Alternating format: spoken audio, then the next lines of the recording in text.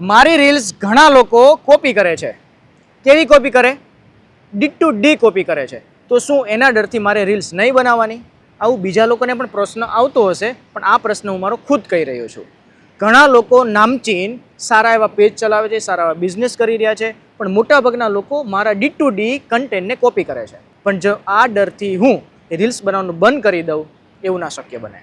હા, મારો ઇન્ટેન્શન એવો છે કે મેક્સિમમ લોકો મારા વિચારોને, મારી ટિપ્સ એન્ડ ટ્રીકને અને મારી સ્ટ્રેટેજીને મેક્સિમમ લોકો એનો યુઝ કરી શકે, જેનાથી એના બિઝનેસમાં આવતા નાના મોટા કોઈ પણ પ્રશ્નનું સોલ્યુશન કરી શકે. તો મારા માટે એ પોઈન્ટ ખૂબ સારો છે કે મારા વિચારો લોકો કોપી કરીને બીજા લોકો, અસંખ્ય લોકો સુધી પહોંચાડી રહ્યા છે. તો કોપી કરવાથી ડરો નહીં. કહેવાય છે કે નકલને અકલ ન હોય, પણ આ વાત અહીંયા પ્રૂફ નથી થતી.